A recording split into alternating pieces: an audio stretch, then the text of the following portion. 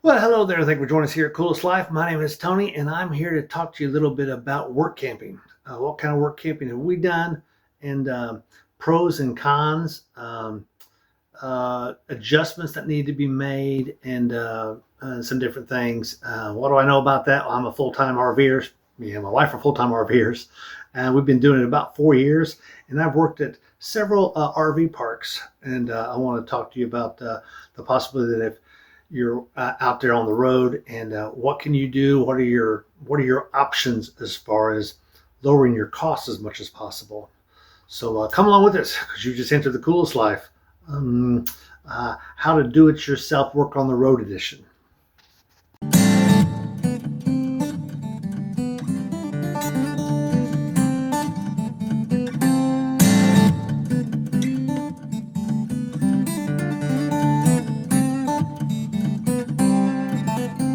Now, why in the world would a person choose to do this and do nothing but go back to work? Well, you get out on the road and you find out it's a little more expensive than you thought it was going to be. And you think about, you see your savings going down and down, and your income isn't quite matching what you needed to survive on the road. So you're like, what can I do to supplement my income? So there's basically two things you can do. One is you can reduce the amount of expenses, or you can increase your income. Now, it's nice at some parks that you can go to that you can do both. So not only can you reduce your outgo, but increase your income. So I want to tell you a little bit about what we did. So we went up the East Coast and went from Florida, got the RV, and we shot up to the East Coast, and we went down and come back to Georgia, our home base. And we were like, you know what? I think maybe we should chase 70 degrees.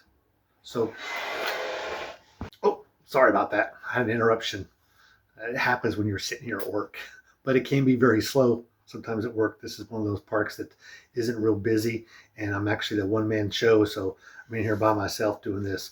But where I was at, oh yeah, so we went down to Florida and said, let's chase 70 degrees. So let's stay in the south in the summer and the north south in the summer. No, the opposite. Reverse that. We're going to stay in the south in the winter, and we're going to go up north in the summer for temperature and everything. So, and in the meantime, we're not going to go from point A to point B. Zoom. We're there in 2 days. We're not doing that. We're going to go from here, and then it's going to take us about a month and a half to get to where we're going. So we're going to kind of explore all the way up here. Then we're up here for a few months and completed our contract. Then we're going to go from here to another southern place, and we're going to kind of slow roll it down that way. So it gives us just a chance to visit other cities that we want to go see, like Kansas City and Nashville, some different places that we haven't really gotten a chance to stay very long when we do go there. So I wrote down some of the ones that we had here. Give you so what basically our first city. That's not the right paper. There it is. This one. Our first city that we stayed in was in Port Charlotte, Florida. Really enjoyed that park. It was the ELS park, which is called Equity Lifestyles Properties. They own all the Encore and Thousand Trails locations.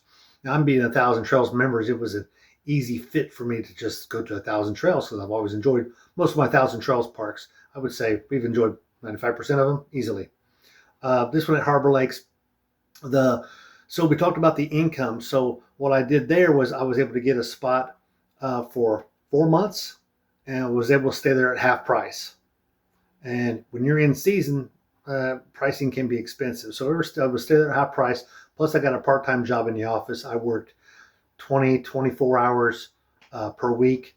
I was the front desk person, and along with some other people that worked front desk, because it was a very busy park, 600 sites or so. It was a very busy park with a lot of people coming in and out. There were some full timers there, but it was a 55 and over park, which means they catered to the 55 and over community. I say 55 and over. Was it technically a 55 and over park? But it basically was. It's just how they ran business. Weren't a lot of families there. It's not a campground. You don't get a fire pit and stuff like that. So we weren't a campground. But also you actually made an income while I was working the hours. It wasn't just pro bono and you get a spot and everything like this place is where I'm at now. We went from there to Wisconsin Dells. Why Wisconsin Dells? I've never been to Wisconsin Dells before, and we enjoyed going to places we've never been to, like this place we're at now here in Washington. But what was it there? It was the same kind of deal. They were 1,000 Trails Park, and so it was again half price for on season. We were there about 4 months, and we and also got an income there. I was the front desk person primarily, and maybe backtrack. At Harbor Lakes, I was also the assistant activities person, so I helped with activities and things like that. Um, really enjoyed that area. Uh, Having worked part time, you get a chance to still explore. Uh, we went to we went to Minneapolis and did the Mall of Americas. We went to we went to a Green Bay Packer game. We went to Milwaukee. Went to some breweries, and so we did a lot while we're in those areas, and we do that most everywhere we go. Next place we went to was Paradise RV Park in South Texas in Harlingen, which is about a 45-minute drive from South Padre Island. That was our biggest draw to that area. Come to find out, there's a huge RV community down there. There are, I don't know, 1,000 Trails Parks, probably 12 in the whole area. And they talk about from Mission, Texas, McAllen, Brownsville. So a lot of large cities. Um, so large cities being 60 to 100,000 people. So a lot of large cities were there. Bass Pro Shops was right down the street from us. Sam's was a mile and a half. It was a great location if you like being in town and you don't want to be out in the woods. That was basically 55 and over park. About half the park was full timers, and they ran a lot of the activities that we did down there. That one there was, of course, when you're dealing with Equity Lifestyles Properties, who owns Thousand Trails, you're still dealing with you're going to stay there at half price. So they give you the monthly rate, cut that in half, and then you make your income there. I was working part time, so I was doing about 32 hours a week. It was almost a full time job there. Um, but the great thing about doing that and those properties that I mentioned is you live on property and you work on property. So some of you might have to ride your bicycle too, like this next one I'm going to mention, but most of them you can walk to work. So that's a real plus. Um, so I'm getting disturbed again. Hold on. False alarm. Anyway, back at it. So, Paradise Park, really enjoyed that park. They had a really nice swimming pool, probably one of the best in the area. Definitely a good size. It wasn't quite Olympic, but it was pretty dang close. Hot tub, um, place to shoot pool, a great big activities room where we had live music coming in a lot. It was a lot like the one in Florida, Harbor Lakes, which was also an ELS Encore Park. So a lot of similarities there between those two parks. Great community that lived there on property, especially at Paradise Park in Texas. So you find that when you travel and you make connections with people, and I still have phone numbers of people in all those parks actually.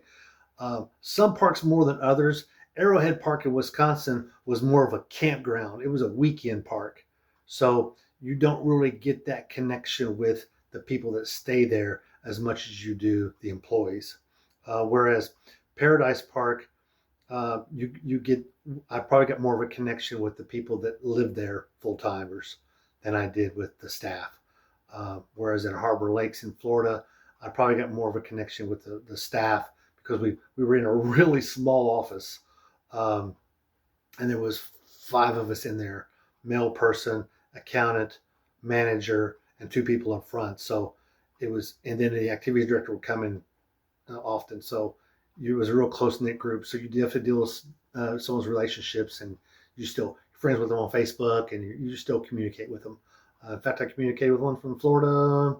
Hadn't seen him in 2 years, but just about 3 weeks ago.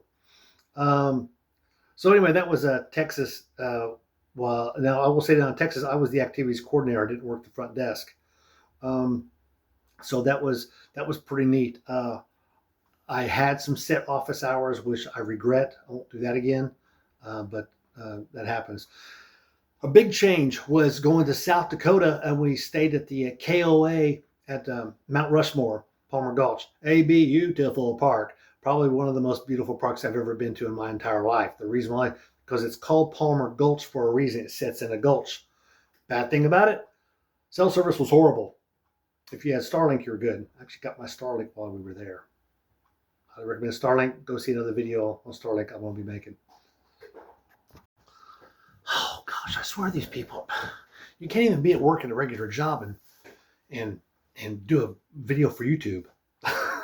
So without people bugging you. So anyway, where's my notes?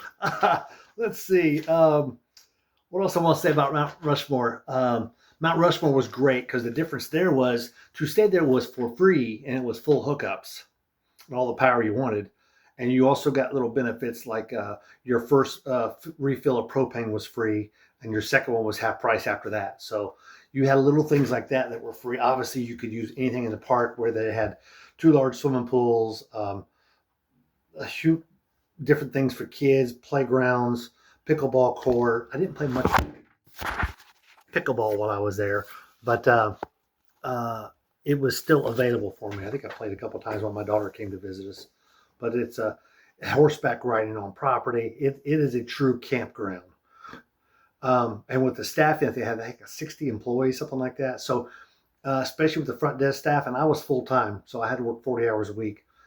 You really got a close group of people that you work with a lot. I'm still in contact with a couple of those. So definitely enjoyed our time in South Dakota. Enjoyed the whole area because you're right. We're 4 miles from Mount Rushmore. I went there like 4 times, and then Hill City, Custer State Park. It was just a fabulous location. None better that we've ever been to. Had a better location than that. Sturgis was 35-minute drive. Devil's Tower was hour and a half, maybe 2 hours drive. Wall Drugs and the Badlands was an hour and a half drive. It was such a great location. Highly recommend going to South Dakota if you get a chance. Working at that park, yeah, I'm okay with that park. They also had 401k. I don't think they had 401k unless you were a full-time employee. Yeah.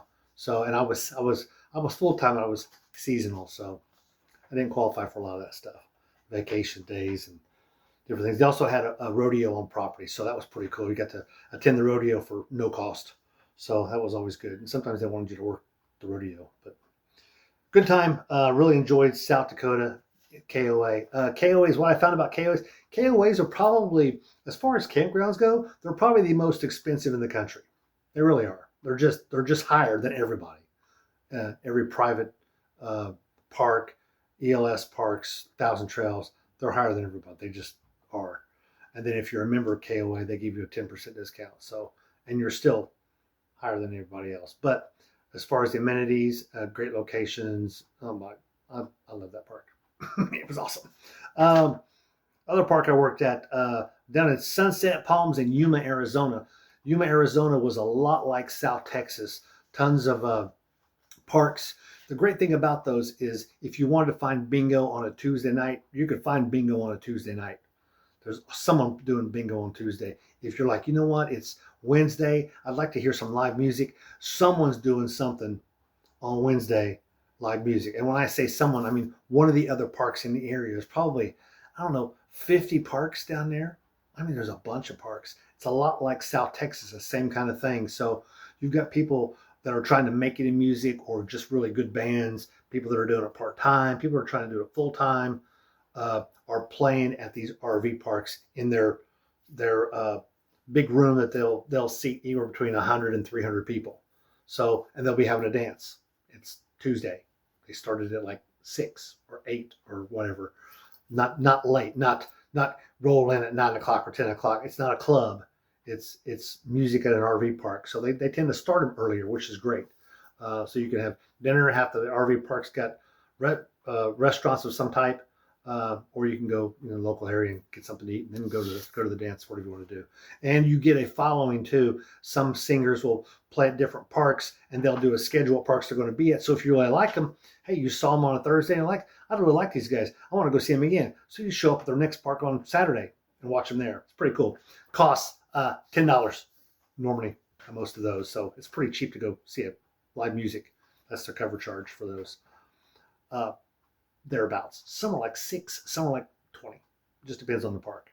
What else I want to say about that one there? Yuma's, a lot of those were 55 and over parks. So you're not dealing with a bunch of kids and that sort of thing. So that was good. That one there, that the one at Sunset Palm, they were corporately owned by a group that owned 5 of the parks. So they weren't like Thousand Trails or KOA. The KOA group I was part of in South Dakota, they owned, I think they owned 12 parks. So they were an owner of KOA parks is what they were. So I think they had 4 in that area, maybe 3, something like that. But anyway, and you could go visit one KOA if they had something going on with one of the other parks. You could go there for free if you, as an employee. And there was also employee discounts on different things that would cost you admission for zip lines and that sort of thing at the KOA there in Palmer Gulch in South Dakota. Let's keep going. Our last one, where we're at right now, is Hoquiam River RV Park here in Hoquiam, Washington. We're just outside of Aberdeen. So if you go up to Olympia and you're like, gee, I want to go to the coast, and if you want to go to the coast from there, you want to go due west, you're going to run straight through Aberdeen. There's no way around it. You're going straight through Aberdeen and Hoquiam, and you'll end up in Ocean Shores, which is where we did 4th of July, which check out that other video. It's a cool 4th of July celebration down there. I'll never forget.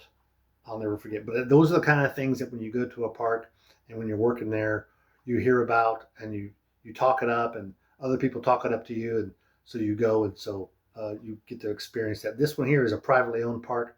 They don't own any other parks. The owners are actually out of Wyoming, but they've got a manager. There's a man and woman who manage this park here. He's basically in charge of maintenance, and she's in charge of the front desk. They've been here like 15 years. They've got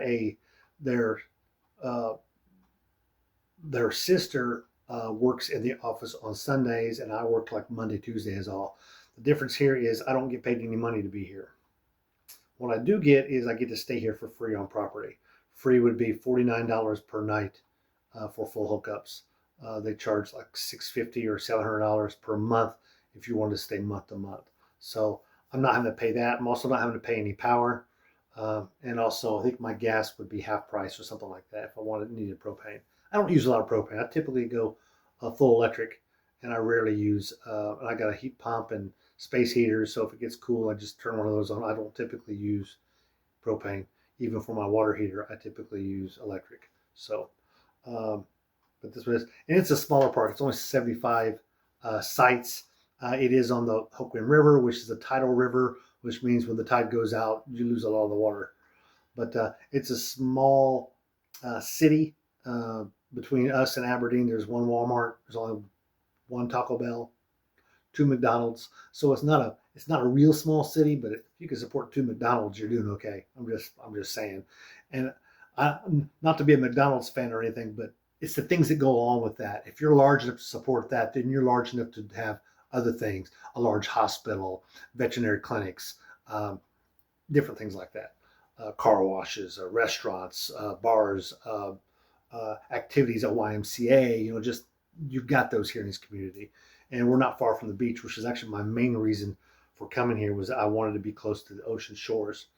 And on that, as a bonus material, that's right, a bonus material, I'd say we did 4th of July we went and celebrated 4th of July at Ocean Shores. Most interesting thing about this is, one, you can drive on the beach. There's not a lot of beaches in the country that you can drive on. You can drive your car on. The tide goes way out, so it gives you a lot of flat, hard-packed sand. Okay, so there are a lot of cars out there. You have to check out the other video. But the neatest thing is they started at 6 p.m. Now understand, this is the middle of summer, and the way that sun goes up, it doesn't get dark here till 9:15. Remember, I just said they started fireworks at 6. So they're all those sonic booms, and the ones that do a lot of smoke and kites, they do a lot of that starting at 6, and it's just going off like crazy. And none of it is paid by tax dollars. So there's no city putting it on. There's no military base. There's none of that involved. Putting your requirements. You must stand 600 feet from me and stay back. Don't touch anything. And no, you can't put your sparklers out. And you can't shoot anything because we're doing this. There's none of that. People just get in a big circle, and all of a sudden they're going to shoot them off in the center, or they're going to shoot them off on the side. They're going to say, hey, on this side here, we're not letting anybody park. We're going to shoot some of our bigger fireworks. And so you're on the beach, and you see them. You get your back to the water, and you see them to your left, to your right, out in front. Smaller ones, big ones, all those big ones that you can buy at those fireworks shops. Everybody's got them. So they start going off, and they continue to go off, and they continue to go off. And by the time it gets dark, they're really going off, and they stay, and they stay, and no one goes home till about midnight. Most fireworks shows I've ever been to kicks off at 9 o'clock or 9:30. In 30 minutes, it's done. Everybody's going bye-bye. No, this was like midnight. They're still going off like crazy behind the Quinault Casino. Amazing. But those are the kind of things you experience when you're traveling full time. You get a chance to go out and really explore the area and find out the things that they do in that area. The festivals. They got a state fair going on here. I think it's a state, maybe it's a county fair going on here next month. So little things like that, we really get a chance to absorb and participate in. Some things you just can't do in a weekend. You just can't do in a week. Really, you really get to know the community. I will say this, because I am not getting paid here, I actually got me a part-time gig at Home Depot. So I work part-time at Home Depot, 3 days a week. Normally not even full-time hours. I rarely get. Sometimes I get 24 hours a week. Sometimes, like one week I actually got 34 hours a week, but next one I got 16. So it's up in the air. I'm also a RV inspector. It's tough to do it on the road a little bit, especially when every time you move, you got to fight with Google about changing my location. Every time I change my location, I get blocked for like a month. Oh, you're not a real business. I'm like, oh my gosh. It's happened to me when I was in Yuma. It's happened to me when I was in Wisconsin. It's happened to me. It's happened to me in South Dakota. I'm like, I hate dealing with Google when it comes to a business. You want a map dot. It's frustrating trying to work and trying to get work that way. So I'm not even going to worry about it while I'm here until we get someplace a little more solid. Probably down in Florida in January. I'm going to really work on that and hammer them hard about getting my Google Maps set up. It's funny because none of the other iPhone maps doesn't have a problem with it, and who's the other one? TripAdvisor doesn't have a problem with it. Yelp doesn't have a problem with it, but Google Maps has got a problem with it. Anyway, so I hope I give you some insight on what you can do as far as finding work while you're on the road. You definitely got to apply for these jobs early. I typically try to send resumes out about 6 months out, and then the ones I really like, I try to follow up with phone calls. Just had a job interview last week for a job, but they out of Florida, but they wanted me next month, and I'm not going to be there till January. So I was trying to plan ahead, and they were trying to plan for now. So that didn't work out. But he told me we had a good phone interview, and so we'll see if that goes over. That's at a resort down in Marathon, Florida, way south. We'll see how that pans out.